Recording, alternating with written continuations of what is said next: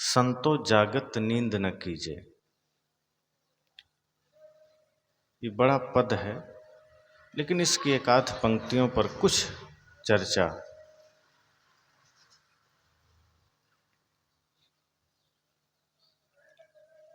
सदगुरु कबीर कहते हैं, संतों जागत नींद न कीजे। ए संतो, जागते हुए नींद मत करना, जागते हुए मत सोना। ये इसका सीधा अर्थ है, और इसकी गहराई में जब हम उतरेंगे तो धीरे धीरे इसका अर्थ भी विराट होता चला जाएगा। जैसे कोई आदमी अर्धनिद्रा की अवस्था में है और वो स्वप्न देखता है। स्वप्न में आदमी होता जहां है उससे अलग कहीं दूर चला जाता है। जो वो होता है उसके विपरीत कहीं चला जाता है, और जहां होता है वो उस जगह से दूर हो जाता है। तो कई बार ऐसा होता है, जब आप स्वप्न देखते हैं तो स्वप्न में ऐसा लगता है कि हम किसी अन्य शहर में आ गए, जंगल में आ गए, भोजन कर रहे हैं, या कहीं विवाद में हैं, शमशान में हैं। अनेक प्रकार के स्वप्न आ जाते हैं। उस वक्त ऐसा लगता है सब कुछ सत्य सत्य हो रहा है, कोई झूठ नहीं, सब सत्य है। लेकिन जैसे ही नींद खुलती है तब आभास होता है कि हम तो सपना देख रहे थे। लगता तो था सत्य ही है, लग तो रहा था कि बिल्कुल झूठ थोड़ा भी नहीं, लेकिन नींद खुलते ही सब झूठ। और कुछ लोग ऐसे होते हैं जो जागते हुए सोते रहते हैं। अब यहां सोने से तात्पर्य है बेहोशी, मूर्छा, कि जैसे हम जागे हुए हैं, हमारी आंखें खुली हैं और हम कुछ कर रहे हैं, लेकिन मन वहां मौजूद नहीं। जहां मन मौजूद ना हो उसे साहब ने बेहोशी कहा है।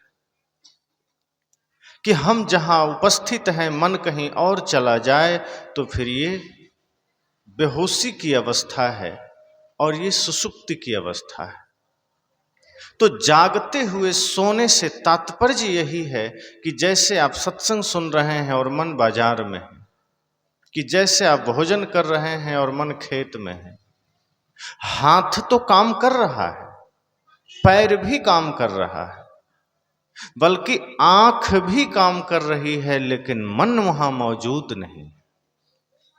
आप भोजन बना रहे हैं, माताएं भोजन बनाती है, मन कहीं और चल रहा है। और ऐसी अवस्था में क्या होता है कि भोजन बना रहे हैं, मन वहां मौजूद नहीं है, मन कहीं और बाजार में घूम रहा है। नमक डालने लगे, कुछ ज्यादा पड़ गया या कम पड़ गया, क्योंकि मन मौजूद नहीं, वहां होश की अवस्था नहीं है। कई बार आप सबने भी अनुभव किया होगा कि बहुत ज्यादा मन में चिंतन चल रहा है, कहीं अन्य जगह का ख्याल चल रहा है, तो कुछ ऐसी चीजें घटित हो जाती है जो अनपेक्षित है। जैसे आप कोई फल खा रहे हैं और किसी फल में छिलका है, तो फल खाना है, छिलका फेंक देना है। पर कभी कभी ऐसा होता है कि फल फेंक देते हैं, छिलका मुंह में ले जाने लगता है, वहां मन मौजूद नहीं होता और आप भूल जाते हैं। कई बार किसी चीज को कहीं रखना है कूड़ादान में, और अच्छी चीज है उसको रखना है अच्छी जगह में, तो अच्छी चीज आप कूड़ादान में डालने चले जाते हैं, और जो कूड़ा की चीज है वो आप अच्छी जगह में रखने चले जाते हैं। मन वहां मौजूद नहीं। साहब ने कहा, जागत नींद न कीजिए। हम जाग रहे हैं, लोगों को लगता है ये जागा हुआ आदमी है, आंख खुली है, हाथ पैर हिल डुल रहे हैं, पैर चल रहे हैं, लेकिन मन सोया हुआ है, मन मौजूद नहीं है। और ये सुषुप्ति की अवस्था हो जाती है, ये बेहोशी की अवस्था हो जाती है। बहुत से ऐसे भी लोग हैं जिसे नींद में चलने की बीमारी है, और बहुत भयंकर बीमारी। वो उठा, कमरे से निकल गया। दूसरे सोचेंगे ये जागृत अवस्था में कर रहा है, ये जागा हुआ है, कहीं जरूरत होगी निकल गया है। पर सत्य तो यह है कि वो आदमी नींद में चल रहा है। अब उठा और नींद में ही जाके भंडार में घुस गया, वहां जाके वो रोटियां भी खा लिया, भोजन कर लिया, कमरे में आ भी गया, बाहर निकला, अपने कपड़े भी यहां के वहां कर दिया, नींद में ही कपड़े फाड़ लिए, नींद में ही वो किसी के घर टहल आया और फिर आके सो गया। और सुबह उठा, खुद ही जाके देख रहा है रसोई घर खुला हुआ है। वो डर रहा है क्या हो गया था, क्योंकि वो नींद में खुद करके आया है, लेकिन इतनी बेहोशी थी कि उसे पता नहीं चला। अब वो रसोई घर जाके देख रहा है कि रात में कौन आया था, भोजन खा चुका है, रात में कौन आया था, रसोई का दरवाजा खुला है, कौन आया था, कपड़े यहां से हटा दिए गए हैं, सारी चीजें इधर की उधर है। और चूंकि वो नींद में ही किया था, उसे पता नहीं है, वो बेहोशी में था, किया उसी ने था, लेकिन किया नींद में था, इसलिए पता ही नहीं चला, होश में कुछ पता ही नहीं रहा,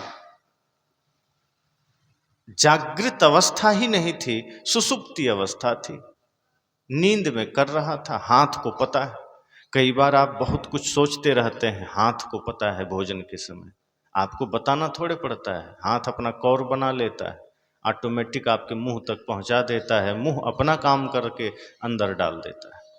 खा लेते हैं तब ध्यान आता है, अरे भोजन खत्म भी हो गया, पता भी नहीं चला। और आधा भोजन आपका खत्म हो जाए और तभी कोई पूछे बताओ सब्जी में नमक कैसा है, आप ठहर जाते हैं कि रुको फिर से खा के बताते हैं। आधा भोजन खा चुके लेकिन नमक का ध्यान नहीं रहा, आप खाते चले गए, लेकिन उसके बाद फिर से आप एक कौर लेते हैं, अर्थात अब मन प्रेजेंट हो गया, अब मन वापिस आ गया, अब आपकी अवस्था जागृति वाली आ गई। और अब जब आप भोजन किए, अब आप बता पाते हैं कि हाँ नमक कम है या ज्यादा है। इसी तरह से जब नींद में चलने वाला आदमी भी इतनी सारी क्रियाओं को कर लेता है तो पता ही नहीं चलता, फिर वो कहीं का कहीं, कहीं का कहीं कर देता है। और नींद में कपड़े रखने हैं कपाट में तो रख आया बाथरूम में, कुर्सियां रखनी है सामने तो ले गया रसोई घर में, और नींद में सारा सामान यहां का वहां कर दिया, कुछ का कुछ उटपटांग करके। और फिर सुबह उठता है तो कहता है मेरे घर में तो भूत आया था, क्योंकि पता तो है नहीं कि मैंने किया है, बेहोशी की अवस्था है, अब वो डर रहा है। अब अकेला आदमी है, दूसरे को पता भी नहीं है किसने खुद किया है, अब दूसरे भी कह रहे हैं कि ये तो सो रहा था, सच में ऐसा अनर्गल कौन कर सकता है, खुद ही अपना सामान कौन बिगाड़ लेगा, लोगों को भी भरोसा नहीं हो रहा है। वो आदमी मोहल्ले में बता रहा है कि मेरे घर में भूत है, देखो रात में रसोई खुला था, भूत आया, भोजन भी कर ले गया, मेरे कपड़े यहाँ के वहां कर दिया, जो नए कपड़े थे उसे पानी में भिंगा दिया, कुर्सियां दरवाजे से रसोई में घुसा दिया। अब दूसरे लोग भी घबरा रहे हैं कि सच में इसके घर में भूत आता है, क्योंकि ये आदमी ऐसा क्यों करेगा। अब उसे पता ही नहीं है कि बेहोशी है मन की, शरीर चल रहा है, मन मौजूद नहीं है। अर्ध निद्रा की अवस्था में उसने ये सारे नाटक किए हैं, और जागृत होने के बाद उसे खुद पता नहीं चला कि ये सारी मूर्खता हमने किया है। और बाद में फिर ओझा बैगा बुलाना पड़ता है कि देखो इसके घर में भूत तो नहीं। अब भूत का कोई मामला नहीं है, भूत का काम उसने खुद किया है, लेकिन ओझा बैगा खोजने जा रहा है कि कहीं भूत का पता चल जाए। बेहोशी में ये सब हो रहा है। हम चले जा रहे हैं, अचानक आगे निकल गए, तब ध्यान आया अरे यहीं खड़ा होना था, मन वहां मौजूद नहीं, हम कहीं का कहीं निकल जाते हैं। झाड़ू लगा रहे हैं, लगाते लगाते कचरा छूट गया, आगे निकल गए, बाद में देखते हैं छूट कैसे गया, हम तो बड़े ध्यान से लगा रहे थे, मन मौजूद नहीं था। बोलते बोलते कभी किसी को गाली दे दिए, तब ध्यान आया ओह मेरे मुख से तो गाली निकल गई। बात करते करते अचानक क्रोध आ गया, बाद में ठंडा हुआ, मन प्रेजेंट हुआ, थोड़ा शांत हुआ, तब ध्यान आया क्रोध नहीं करना था। साहब ने कहा ये अवस्था हर इंसान की है, संतो जागत नींद न कीजिए। हम वही तो करते हैं। जो काम आदमी सोए हुए में करता है, नींद में करता है, सपने में करता है, वो हम जागे हुए में कर रहे हैं। कब क्या बोलना है पता नहीं है, मन मौजूद नहीं, कुछ का कुछ हम बोले चले जाते हैं। ये ख्याल नहीं करते हैं कि हमारे बोलने से रिश्ते बिगड़ सकते हैं, हमारे बोलने से भाई भाई के बीच दीवार खड़ी हो सकती, हमारे बोलने से मित्र दूर हो सकते हैं, हमारे बोलने से माता पिता को दुख हो सकता है। हम ये ख्याल नहीं कर पाते। साहब ने कहा संतो जागत नींद न कीजिए। हे संतो, जागते हुए नींद मत करना। आप जहां रहिए प्रेजेंट रहिए। जब हमारा मन हमारे साथ खड़ा होता है वो जागृति की अवस्था है। जहां हम हैं वहां मन खड़ा है, और जहां हम हैं वहां मन नहीं है, मन कहीं और है, तो ये बेहोशी की अवस्था है। और ऐसी ही अवस्थाओं में अक्सर भूलें होती। आप कभी भी अनुभव करेंगे, जब मुख से गालियां निकल जाए तो आप पाएंगे कि मन वहां मौजूद नहीं था। वो बेहोशी की अवस्था थी, वो मूर्छा की अवस्था थी। और बाद में जब आप जागृत होते हैं तब आपको अकेले में एहसास होता है कि गाली मेरे मुख से कैसे निकल गई, हम चाहते नहीं थे। नशा जब आप करते हैं मन वहां मौजूद नहीं होता, अर्थात होश में नहीं होते। साहब ने कहा होश बहुत आवश्यक है। संतो जागत नींद ना कीजिए, इसलिए जागते हुए नींद मत करना। इस समय कम है, और कम समय में अगर बेहोशी में जीने लगे तो फिर मृत्यु तो आएगी ही एक दिन, फिर उसी बेहोशी में उठा ले जाएगी। जागे हुए इस धरती पर थे नहीं और सोते सोते चले गए अचानक मृत्यु के पास। इसलिए जागरण बहुत जरूरी है, मन का मौजूद होना जरूरी है। सत्संग में बैठे हैं तो इस भाव से बैठिए कि सत्संग ही हमारा सब कुछ है। अभी ये मंदिर है, हमारा गुरुद्वारा है, ये तपस्थली है। इसके अतिरिक्त सब कुछ भूल जाइए, बाहर क्या छोड़ कर आए हैं। सोच लीजिए जो छूटा वो छूटा, हम जहां हैं ये हमारा सब कुछ है। और जिस घड़ी इस भाव से बैठेंगे वही सत्संग हमारे जीवन के लिए दिव्य बन जाता है। अभी हम सत्संग में जाते हैं, लेकिन जब इस भाव से बैठेंगे कि बाहर कुछ नहीं, 2 घंटे सिर्फ ये तपस्थली ये सत्संग ख्याल में रह जाए, तो अब तक आप सत्संग में आए, लेकिन जब ऐसा भाव आ जाएगा तो सत्संग आप में चला जाएगा, फिर आप वहीं रहेंगे, सत्संग आप में प्रविष्ट हो जाएगा। अभी हम सत्संग में जाते हैं और वापस चले आते हैं, सत्संग वहीं, सत्संग यहाँ कैद है। हम यहाँ आए, सम्मिलित हुए, उतने देर सत्संग का लाभ लिए, निकल लिए। लेकिन जब जागृति आ जाएगी तो सत्संग में आप नहीं आएंगे, फिर सत्संग आप में आ जाएगा। फिर आप जहां जाएंगे वहीं सत्संग होगा। फिर आप बाजार में खड़े होंगे वहां सत्संग होगा, फिर आप खेत में होंगे वहां सत्संग होगा, फिर आप मित्रों के साथ होंगे वहां सत्संग होगा, बच्चों के साथ होंगे वहां सत्संग होगा, आप झाड़ू लगा रहे होंगे वहां सत्संग होगा, फिर आप भोजन बना रहे होंगे वहां सत्संग होगा, दुकान चला रहे होंगे वहां सत्संग होगा। लेकिन बेहोशी में होता क्या है कि हम सत्संग में करके चले आते हैं, सत्संग छूट जाता है। जैसे चौराहे पर लाइट हो और पूरा गांव अंधेरा हो और आप चौराहे पर बैठे हैं, तब तक आपको लग रहा है कि हम तो प्रकाश में हैं, लेकिन जैसे ही चौराहे से आप घर लौटेंगे आप अंधेरे में हो जाएंगे। इसलिए वो चौराहे की लाइट आपके लिए सदा के लिए नहीं है, लेकिन जब उस चौराहे के लाइट से प्रेरणा लेकर आप भी एक टॉर्च की व्यवस्था कर लेंगे कि ठीक है, इस प्रकाश से इतना तो ज्ञान हुआ कि मुझे भी प्रकाश चाहिए जाने के लिए, इस प्रकाश से इतना तो आभास हुआ कि मुझे घर जाना है, कहीं गड्ढे में गिर ना जाऊं, कहीं खंभे में टकरा ना जाऊं, इसलिए इस प्रकाश के बदौलत मुझे एक प्रकाश जला लेना है। वहां रहते रहते हमें प्रकाश की व्यवस्था कर लेनी है। कई बार आप देखते हैं कमरों में आप जाते हैं बल्ब का स्विच दबाने, तो उस प्रकाश के स्विच को दबाने के लिए भी आप पहले से प्रकाश की व्यवस्था करके जाते हैं कि कहीं गलत जगह ना हाथ चला जाए, करंट मार दे। तो प्रकाश से ही प्रकाश को आप जागृत भी करते हैं। ये सत्संग भी एक ज्ञान प्रकाश है, और यहां आकर के आप अपने भीतर के प्रकाश को जागृत करते हैं, अपने भीतर के होश को जागृत करते हैं। ताकि यहां से जब आप घर जाएं तो सत्संग आपके साथ में चला जाए। और जब सत्संग साथ में जाता है तो सदगुरु कबीर कहते हैं, फिर जहाँ जहाँ डोलो सो परिक्रमा, जो कुछ करो सो पूजा। फिर आपका डोलना परिक्रमा है, आपका कुछ भी करना पूजा है। और जब मन पवित्र हो जाता है, जब हम होश में आ जाते हैं, हम जागरण में आ जाते हैं, तो मन गलत करता भी नहीं, फिर क्रोध भी नहीं आएगा। क्रोध फिर अनुशासन के लिए आएगा। जब मैं क्रोध की बात करता हूं, अक्सर कई जगह लोग पूछ देते हैं कि हम व्यवस्थापक हैं या हम समाज की सेवा कर रहे हैं, हम सीमा पर खड़े हैं, आर्मी में हैं, हमें क्रोध करना पड़ता है। मैंने कहा, जो क्रोध अनुशासन के लिए है, जो क्रोध प्रेम स्थापित करने के लिए है, बल्कि जिससे समाज का भला होना है, जिससे अनुशासन जागृत होना है, जिस क्रोध के पीछे आपका ध्येय नफरत का नहीं है, घृणा का नहीं है, फिर वो क्रोध जायज है। जैसे समाज में कभी अनुशासन स्थापित करना हो तो हल्का कड़क तो होना पड़ेगा। आप नरम हो जाइए तो फिर लोग फायदा उठा लेंगे।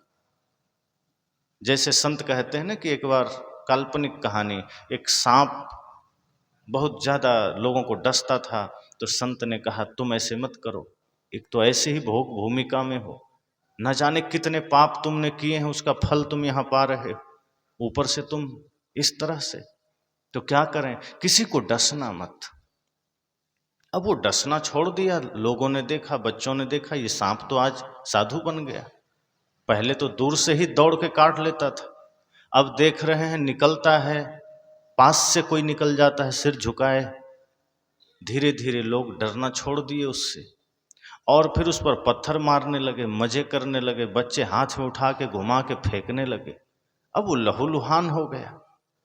संत ने देखा, ये क्या हुआ तुम्हें? कहा आपने ही तो कहा था कि काटना नहीं। कहा मैंने काटना नहीं कहा था, फुफकारना नहीं ये तो नहीं कहा था। फुफकार तो मार सकते हो, इतना तो तुम जागृत रह सकते हो कि तुम पर कोई अटैक ना करे। अब तुमने काटना छोड़ दिया, फुफकारना भी छोड़ दिया, लोग तुम्हें सताने लगे। तो अपने आप में इतना अनुशासित तो रहिए कि उस अनुशासन से दूसरा भी अनुशासित हो जाए। तो कभी कभी क्रोध के प्रति जो व्यवस्थापक होते हैं, जो समाज का अगुवा होते हैं, जो प्रशासन में होते हैं, उनके पास क्रोध, अब क्रोध वैसा नहीं चाहिए भयंकर नफरत वाला, घृणा वाला, कि घृणा में आके क्रोध कर रहे हैं। जैसे सदगुरु कबीर ने कहा है ना, गुरु कुम्हार शिष्य कुंभ है, गढ़ी गढ़ी काढ़े खोट, और अंदर हाथ सहार दे बाहर मारे चोट। इसका क्या अर्थ है कि गुरु का भाव क्या है? शिष्य को चोट देने का अर्थ है, उसको सजाने संवारने का अर्थ इतना ही है कि प्यार का हाथ दिया हुआ है गुरु ने, अर्थात ध्येय यही है कि इसका जीवन बन जाए। गुरु का ध्येय ये नहीं है कि क्रोध करके इसको नरक में भेज दें, इसको डांट मार करके इसको बर्बाद कर दें। गुरु अगर हमें चोट देते हैं, गुरु अगर हम पर गुस्सा करते हैं, उसके पीछे का कारण इतना है कि शिष्य में एक परिवर्तन आ जाए और वो भाव हो जाए कि गुरु कर ले आप समान, कि वो मेरे जैसा बन जाए। ऐसा ही जैसे डॉक्टर होते हैं, ऑपरेशन करते हैं, कितना कैंची छुरी चाकू लेकर बैठते हैं डॉक्टर, और आप जहां ऑपरेशन है, चाहे पेट में हो, सीने में हो, पैर में हो, हाथ में हो, कमर में हो, बेहोश करके पूरा कैंची घुसा दिया, अंग काट के निकाल दिया। अब कोई कहे कि अरे डॉक्टर के हाथ में कैंची, ये तो जान ले लेगा। जान लेने के लिए वो कैंची नहीं पकड़ा है, जान बचाने के लिए पकड़ा है। वो जो ऑपरेशन कर रहा है, उसके पीछे उसका ध्येय ये नहीं है कि हम इस आदमी को मार दें। अगर वो आपके अंग को काट रहा है, आपके पास वो कैंची लेके ऑपरेशन कर रहा है, तो उसके पीछे उसका ध्येय यह है कि ये व्यक्ति रोग से मुक्त हो जाए, निरोग हो जाए। इसलिए मैंने कहा कि सदैव हमें इस भाव में जीना है, जागृत होकर के, होश में। हम बेहोश होते हैं तो अनाप शनाप क्रोध कर लेते हैं फिजूल बातों में। जब हम बेहोश होते हैं तो गालियां निकल जाती है, बेहोश होते हैं हम किसी की निंदा में लग जाते हैं, बेहोश होते हैं शिकायत में लग जाते हैं, बेहोश होते हैं तो दूसरों का दोष देखने लगते हैं। बहुत सावधान रहने की जरूरत है। हम किसी का दोष देख रहे हैं, समझ जाइए कि हमारी दृष्टि बाधित हो गई।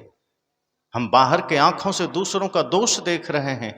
अच्छा हो कि नेत्र बंद करके हम अपने ही दोषों को देखें, अपने ही दोषों को निहारें, तो शायद वो ठीक हो जाए। लेकिन हम बैठते हैं बड़े इत्मीनान से, कई जगह 2-4 लोग बैठते हैं और एक तरफ से वो दूसरों का दोष ही लिखते और पढ़ते हैं, गिनाते हैं, जैसे कि बहुत बड़ा काम वो कर रहे हैं। एकदम जिम्मेदारी पूर्वक बैठते हैं और दूसरे की निंदा, दूसरे की शिकायत, दूसरे की चुगली, इसके अतिरिक्त कोई काम नहीं। फला आदमी ऐसा है, फला साधु ऐसा है, फला आदमी गलत किया, उसने चोरी किया, उसने छल किया, वो नकली, वो असली, इसी में हमारा पूरा जीवन निकल जाता है। एक संत तो कह रहे थे कि अगर कोई ऐसा भी समाज में आ गया जो नकली है, जैसे इसी वेश में बहुत से असली नकली भी घूम रहे हैं, अक्सर नकली लोग सामने आ जाते हैं। साहब ने कहा वेश देख मत भूलिए, बूझ लीजिए ज्ञान बिना कसौटी होत नहीं कंचन की पहचान। तो एक संत ने बड़ी गहरी बात कही कि अगर कभी लगे कि ये नकली साधु है, ये नकली आदमी है, तो भी नफरत मत करना। बस ये सोचना कि इसने जो ज्ञान दिया है ये तो असली है। वो आदमी भले नकली है, ज्ञान तो इसका असली, उससे हमें क्या लेना देना, ज्ञान ले लो, बात खत्म, उससे कोई लेना देना। और कई लोग ये कहते हैं कि नहीं आज तो असली है ही नहीं, सब नकली हो गया, आज तो असली संत मिलते ही नहीं हैं, सब नकली मिलते हैं। संत ने कहा अरे भाई जरा ध्यान दीजिए, नकली आया कहाँ से? अगर कोई असली है ही नहीं तो नकली कहाँ से आ गया? फोटो कॉपी किसका बनता है? ओरिजिनल का ही ना। जब तक ओरिजिनल है ही नहीं तो फोटो कॉपी कहाँ से आ गया? नकली तो असली का ही बनता है। अगर कोई असली है उसी का नकली घूम रहा है। अगर नकली ही नकली हो तो फिर कैसे बनेगा? किसका नकली?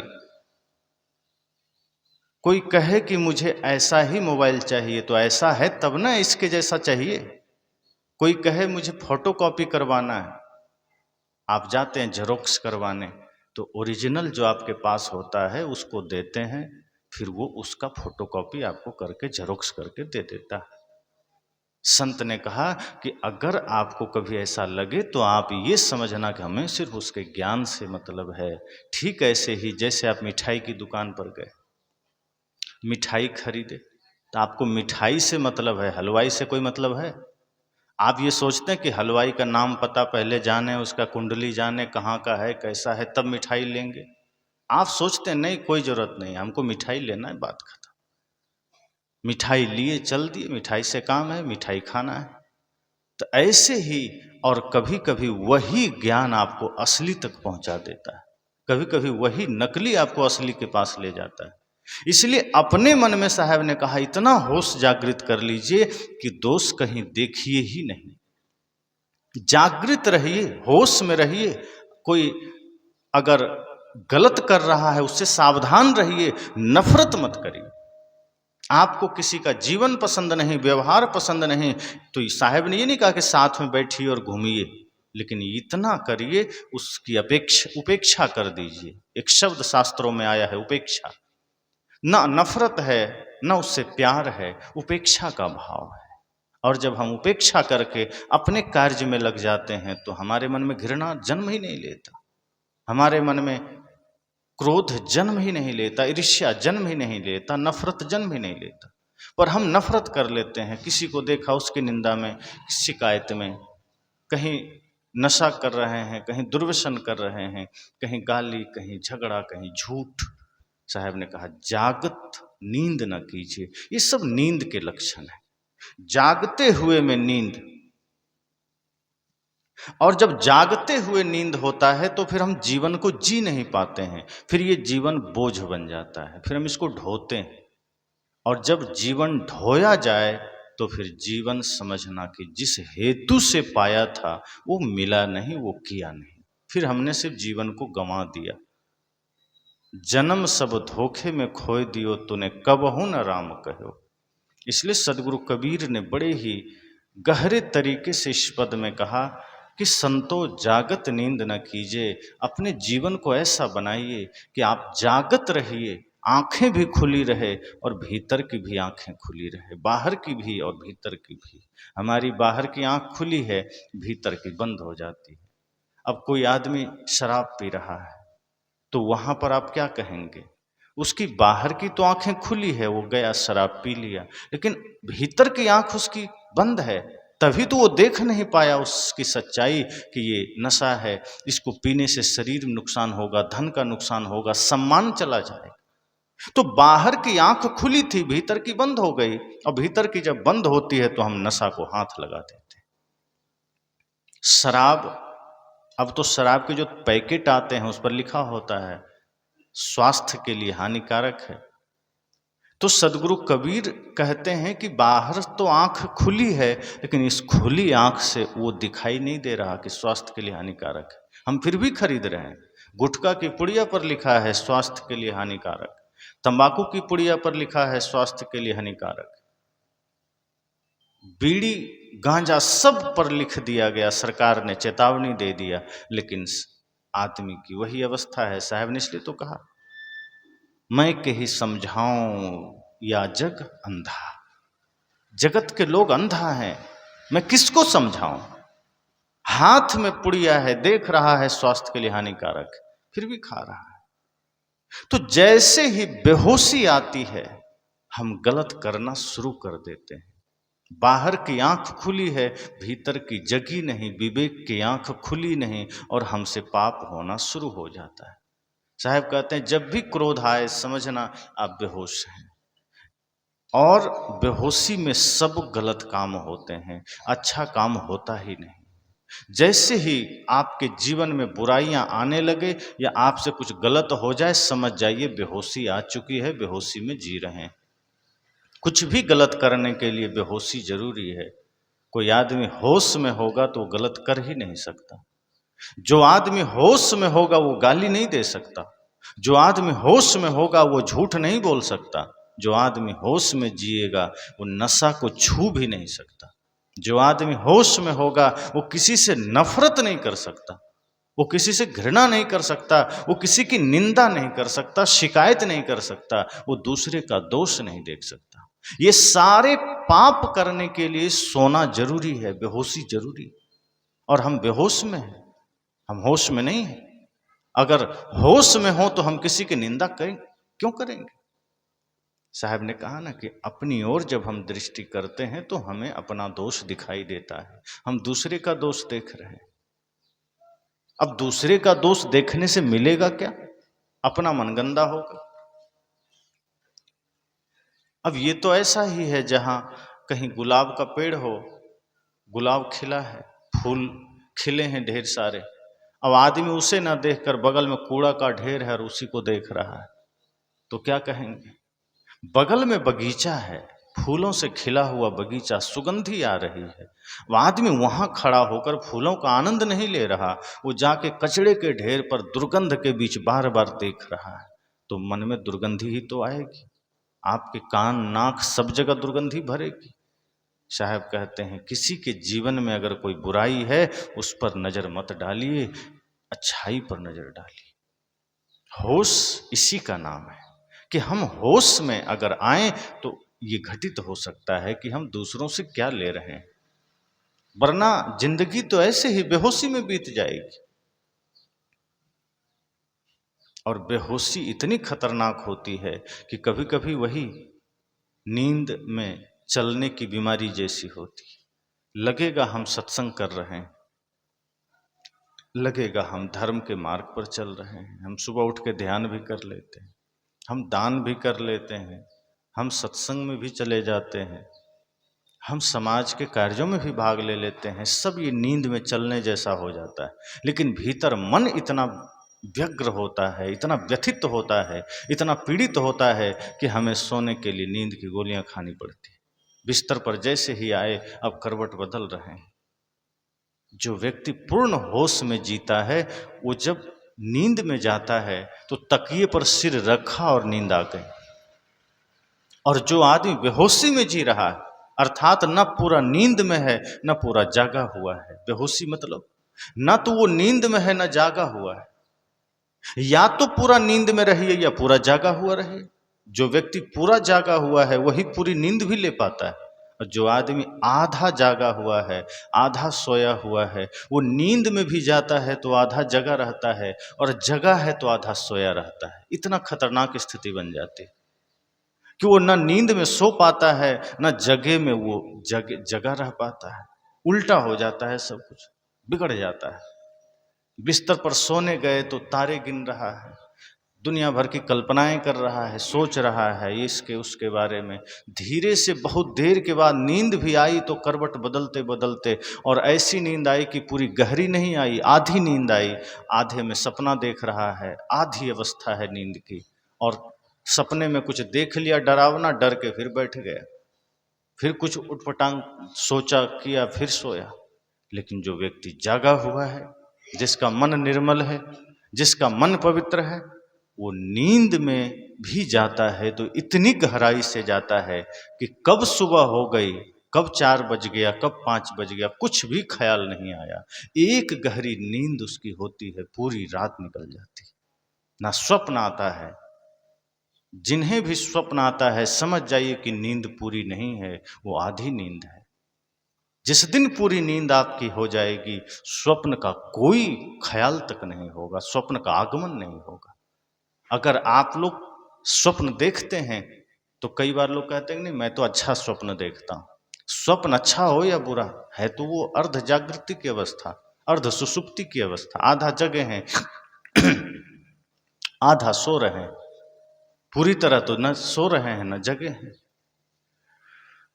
स्वप्न कितना भी बढ़िया हो, पर यदि वो नींद में आ गई है तो समझ जाइए आप पूरी तरह सो नहीं पाए, और पूरी तरह नहीं सो पाए इसका मतलब है कि मन बेहोशी में जी रहा है, वहां मौजूदगी नहीं है।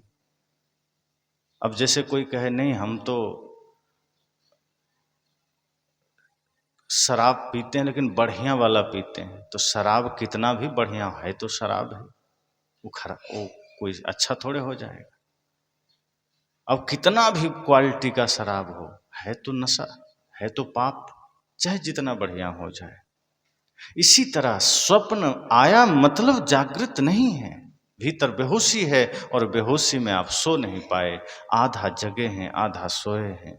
और वही आदमी जब जग जाता है तो पूरी तरह जगा भी नहीं रहता। समस्या इतनी गंभीर हो जाती है कि वो आदमी जगा है तो आधा सोए रहता है। जैसे कई लोग आप कहते हैं ना, अरे जगे नहीं हो क्या, चल रहे हो ऐसा जैसे सोए हुए। कोई काम कर रहा है उसमें इतनी बेहोशी, सही से काम नहीं कर पाया। कई बार आप लोगों से कह देते हैं ठीक से काम करो, अभी तक सो रहे हो क्या। वो सुसुप्ति की अवस्था जगे में भी है, और वो जागृति की अवस्था सोए में भी है, वो इधर का उधर हो। इसलिए साहब ने कहा कि जागत नींद ना कीजिए, आप जागते रहिए, सोए में भी जागिए और जागे में तो जागिए ही। और सोए में जागने का मतलब इतना ही है कि सोए हुए में इस तरह सोइए कि आप पूर्ण गहरी निद्रा में सोइए। नींद में पूरी नींद जागरण ही है। इसका अर्थ यह है कि मन यहां वहां नहीं जा रहा, इसका अर्थ यह है कि मन बिल्कुल शांत है। जब मन मौजूद नहीं होता है तो अर्ध निद्रा की अवस्था होती है, और वो बेहोशी की अवस्था है। और जब मन शांत हो गया, आप सोए, जैसे ही बिस्तर में गए नींद आ गई, तो समझ जाइए वो जागृति की अवस्था है। मतलब मन कहीं नहीं है, मन आपके पास है। और सुबह समय से नींद खुल गई, न सिर पर कोई बोझ, न दर्द, न चेहरे पर कोई सिकन, न तनाव, न थकान, खाली खाली। और जिस दिन आप स्वप्न नहीं देखते हैं उस दिन आप खाली खाली महसूस करते हैं। आप अभ्यास करिए, अगर आपको स्वप्न आता है तो कुछ अभ्यास जो आप सोने से पहले कर सकते हैं वो जरूर कीजिए। कि सबसे पहली बात तो सोने से पहले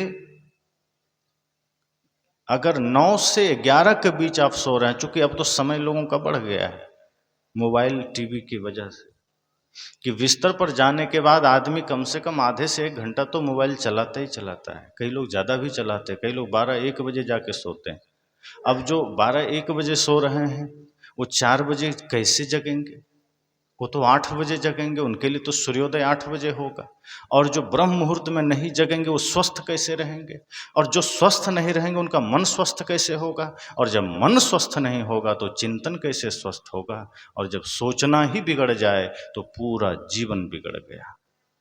इसलिए कोशिश कीजिए कम से कम, सो तो 9-10 के बीच ही जाइए, लेकिन फिर भी 11 बजे तक सो जाइए। तो उससे पहले अगर मोबाइल चलाने का भी मन करे तो कोई ऐसा प्रवचन, ऐसा विचार, ऐसा मेडिटेशन लगा लीजिए जो आपके मन को दिशा देने वाला हो, जो आपको बेहोशी से होश में लाने वाला हो। ऐसा ज्ञान सूत्र चला करके थोड़ा सो जाइए और उसके बाद थोड़ा चिंतन कीजिए, अपने दिन भर की समीक्षा कीजिए, चिंतन कीजिए कि मैं शरीर नहीं हूँ, शरीर मेरा घर है, ये मुझे मिला है।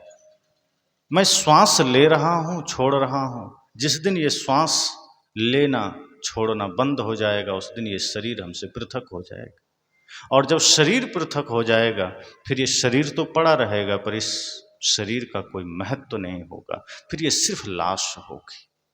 और जो शरीर इतना क्षणभंगुर है उसको पा करके इतनी बेहोशी क्यों? शरीर तो साधन है, इस शरीर तो मिला ही है प्रेम के पथ पर चलने के लिए। ये शरीर मिला है सत्य के पथ पर चलने के लिए, ये शरीर मिला है धर्म के पथ पर चलने के लिए, समाज राष्ट्र बल्कि पूरी मानवता की सेवा के लिए।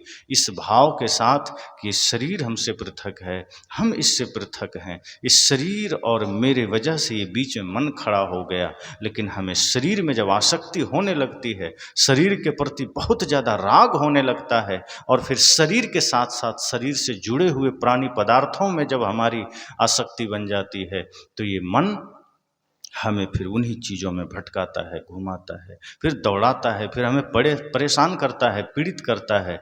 और जब हम ये धीरे धीरे चिंतन करते करते कि नहीं, ना मैं देह हूँ, ना मैं मन हूँ, न ये संसार मेरा है, बस ये संसार मेरे प्रयोग के लिए है, इस शरीर मेरा साधन है, इसके अतिरिक्त इस शरीर से हमारा कोई लगाव नहीं। और ये जो परिवार समाज में मैं जी रहा हूँ ये मेरा धर्म है, कर्तव्य है, फर्ज है, मैं ये जिम्मेदारी निभा रहा हूँ निष्काम भाव से, निस्वार्थ प्रेम से, निश्चल मन से।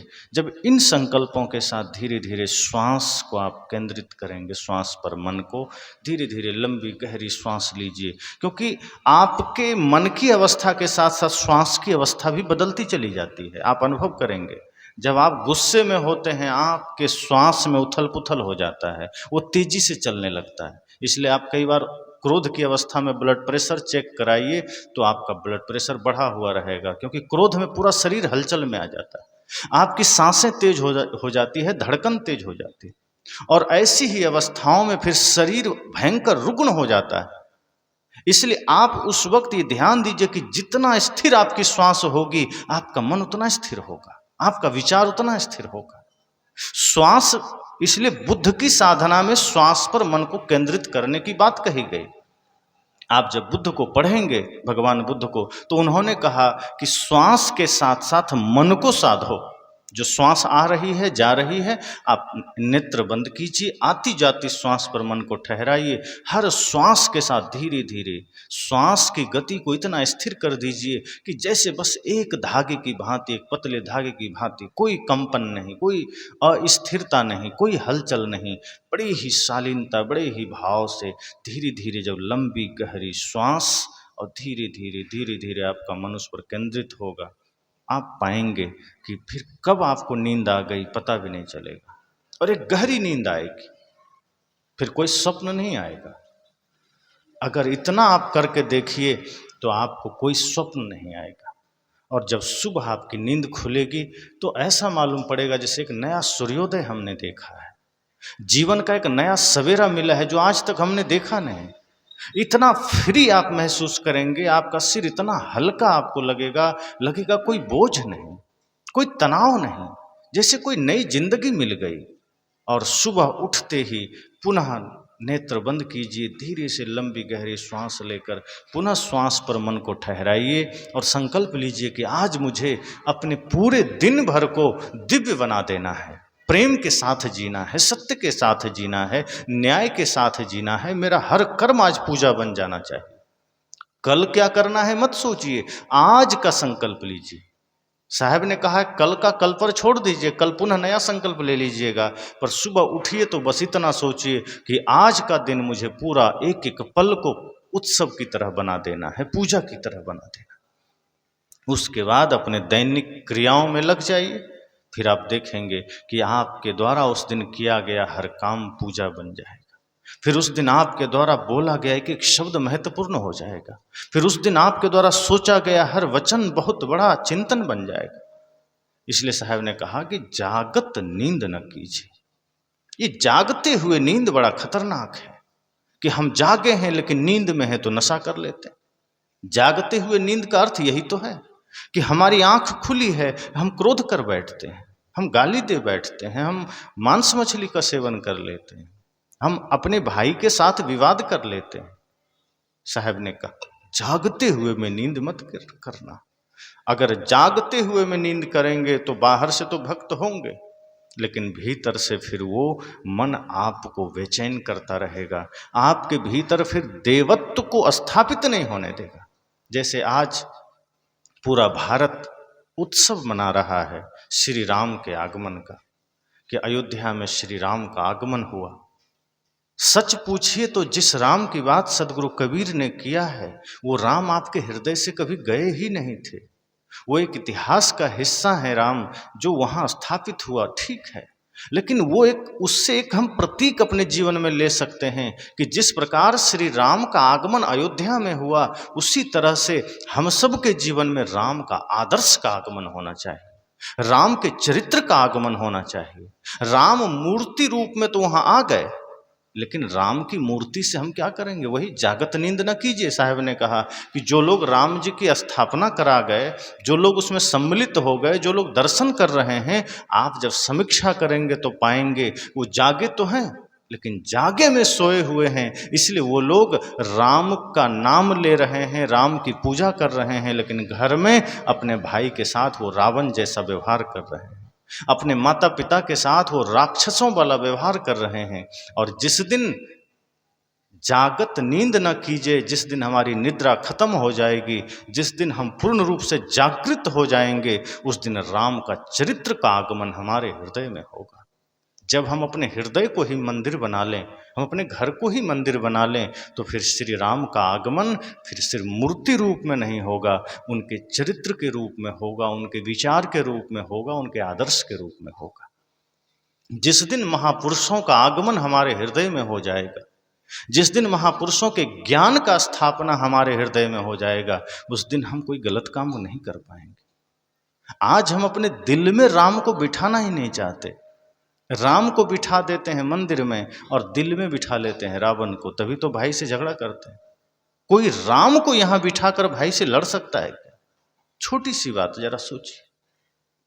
कोई व्यक्ति अपने हृदय में राम को बिठा रखेगा, अपनी पत्नी से धोखा करेगा? वो जिस व्यक्ति के हृदय में राम का निवास होगा, अपने माता पिता का अनादर करेगा, सोच भी नहीं सकता। जो राम अपनी सौतेली मां तक का हृदय से सम्मान करते हैं, जो अपने भाई से प्रेम करते हैं, जो अपनी प्रजा से प्रेम करते हैं, जो पत्नी के साथ मर्यादा का धर्म निभाते हैं, जिन्होंने एक पत्नी व्रत धर्म का पालन किया, किसी दूसरे स्त्री की तरफ आंख उठाकर नहीं देखा, और आंख उठाकर तो देखना छोड़ दीजिए, रामायण में तो ये चर्चा आती है कि जब रावण धाराशायी हुआ और मंदोदरी आ रही थी, और मंदोदरी ने गुस्से में राम जी को बहुत कुछ सुनाया, लेकिन एक घटना ऐसी घटी कि जब मंदोदरी आ रही थी तो उसकी छाया राम जी के ऊपर आने वाली थी। राम जी तुरंत हट गए कि पर स्त्री की छाया से भी राम इतना परहेज करते हैं। तब मंदोदरी ठिठक गई, उनको लगा कि जो राम इतनी भयंकर मर्यादा पुरुषोत्तम है, मैं उसको खरी खोटी सुना गए। और ऐसे राम की पूजा करने वाले अपनी पत्नी के साथ क्या व्यवहार कर रहे हैं? पत्नी को दासी समझ लिया, पत्नी के साथ दुर्व्यवहार करते हैं, पत्नी होते हुए कहीं और कुदृष्टि करते हैं, तो वो राम का भक्त हो नहीं सकता।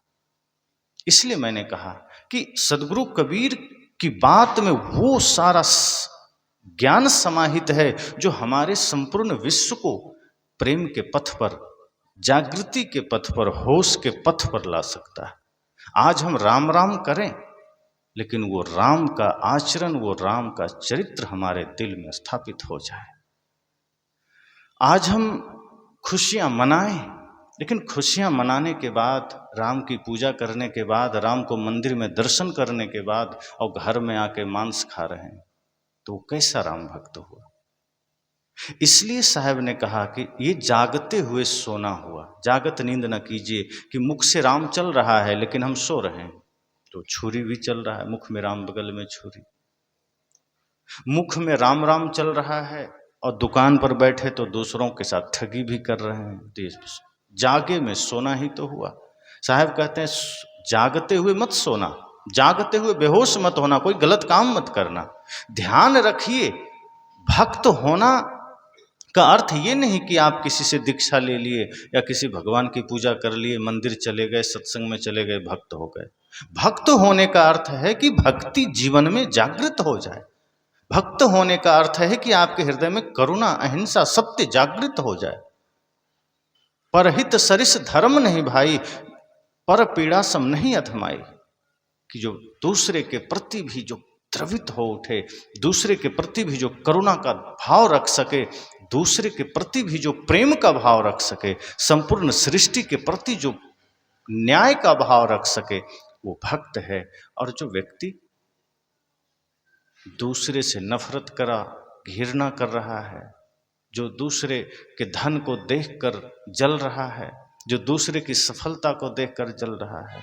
आपका अपना बेटा अगर सफल हुआ तो आप खुशियां मना रहे हैं, भंडारा कर रहे हैं। दूसरे का बेटा सफल हुआ तो आप मंदिर चले गए, भगवान कृपा करना उसको, उसका बेटा फेल हो जाए। ऐसे भी लोग जो मंदिर भगवान से जाकर यही मांगते हैं कि हमें तो स्वर्ग दे दो, लेकिन मेरे पड़ोसी को तो नरक में भी जगह मत देना। साहब ने कहा ये जागा हुआ सोना हुआ। आंख खुली है लेकिन आदमी बेहोश है, आंख खुली है लेकिन आदमी सोया हुआ है। अब हमारी आंखें खुली है, हम चल रहे हैं, बोल रहे हैं, घर में काम कर रहे हैं, लेकिन बेहोशी जब रहेगी, जब तक हम सोए रहेंगे, गलत होते रहेगा, हमसे अनाप शनाप काम होते रहेंगे, हम कुछ भी सही नहीं कर पाएंगे। इसलिए साहब के इस वाणी को हम सबको हृदयंगम करना चाहिए। हम सबको सोचना चाहिए कि कहीं हम भी तो नहीं जागते हुए सो रहे हैं, कहीं हम भी तो नहीं सोए सोए सब कुछ कर रहे हैं। सारा काम सोए हुए में चल रहा है और ये सोना बड़ा खतरनाक है। ये जीवन जागने के लिए मिला है, ये मनुष्य शरीर जागने के लिए मिला है। भोगने के लिए तो अंडज पिंडज उसमें खानियां है ही। अगर यहाँ अच्छा काम नहीं कर पाए तो आगे तो जाना ही है। चींटी कीट पतंग में, सांप छुछुंदर, घोड़ा हाथी बैल गधा, न जाने कौन शरीर मिल जाए, कौन जानता है।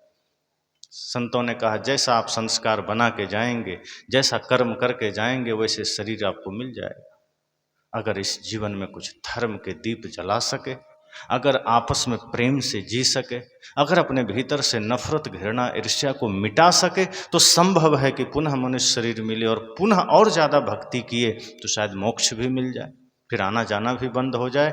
लेकिन अगर मनुष्य शरीर में आकर मनुष्यता का तो कोई काम नहीं किया, अगर हमने फिर से पाप की ही कमाई की है, तो फिर न जाने कहाँ जाके भटकना पड़ जाए, फिर न जाने किस योनि में चले जाएं कि फिर आभास भी नहीं रहे। आप देख लीजिए अपने आसपास जानवरों को।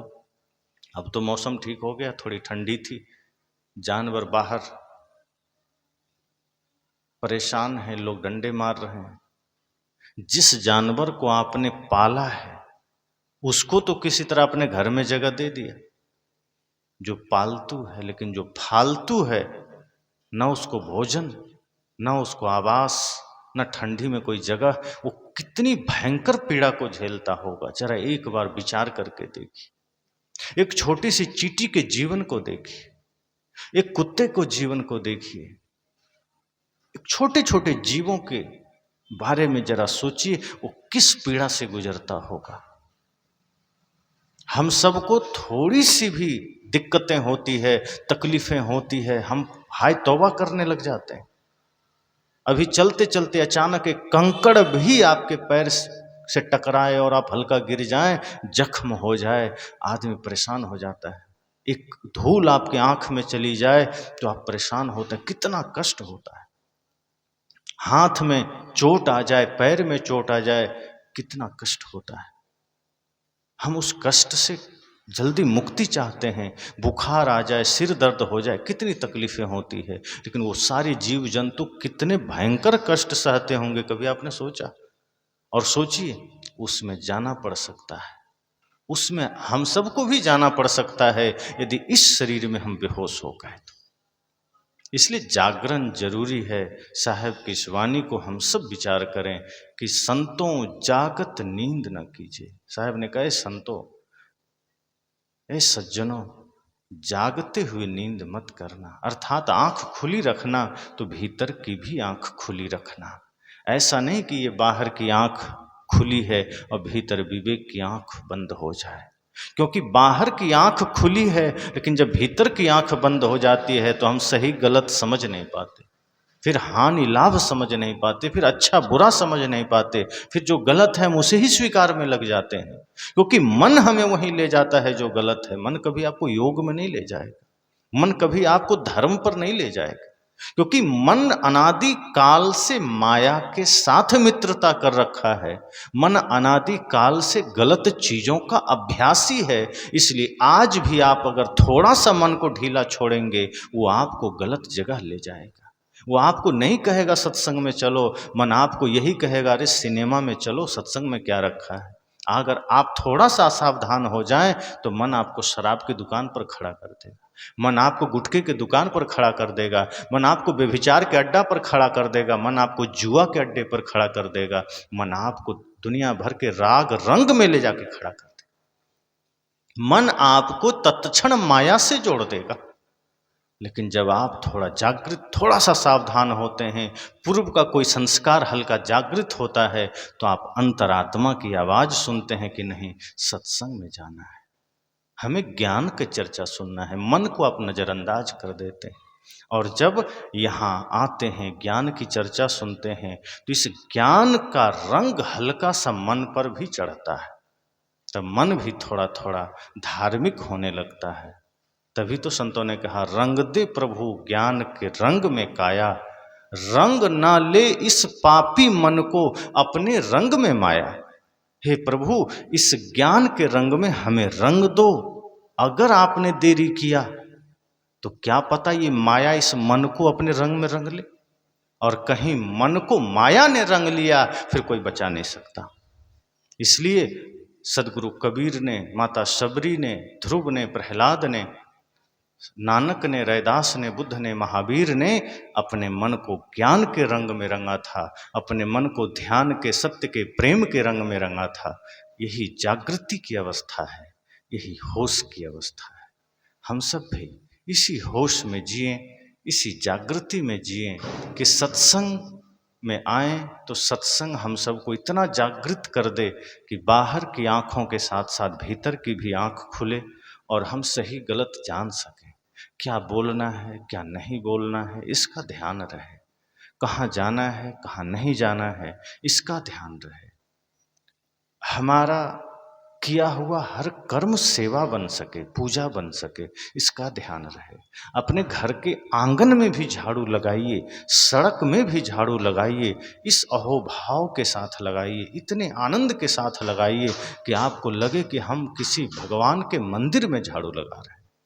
जब इतना पवित्र मन हो जाएगा कि आपका हर कर्म पूजा बन सके, आपका हर चिंतन पूजा बन सके, तो आप सदगुरु कबीर की वो वाणी सार्थक हो जाएगी कि जागते हुए में भी सोना नहीं है, जागते हुए में भी जागे रहना है। आँख खुली रहे और चेतना भी खुली रहे। हमारी चेतना सो जाती है, जब हमारा संबंध चेतना से हटता है वही बेहोशी की अवस्था है, और जब हमारा संबंध चेतना से स्थापित हो जाता है तब वो जागृति की अवस्था है। इसलिए ऐसा कुछ मत करिए कि चेतन शून्य हो जाए, चेतना अलग आप अलग। जैसे ही चेतना, जैसे ही जागृति खत्म होती है, हम गलत करने को तत्पर हो जाते हैं, और धीरे धीरे इतने गलत मार्ग में हम चले जाते हैं, बाद में लगता है कि हम तो इतना सोचे नहीं थे, कैसे हो गए, इतना गलत हमसे कैसे हो गया। इसलिए आज के इस सत्र में इतना ही, क्योंकि पुनः अगला सत्र 3 बजे से आरंभ होना है। तो आप सबको बहुत बहुत धन्यवाद और शुभकामना देते वाणी को विराम देता हूँ।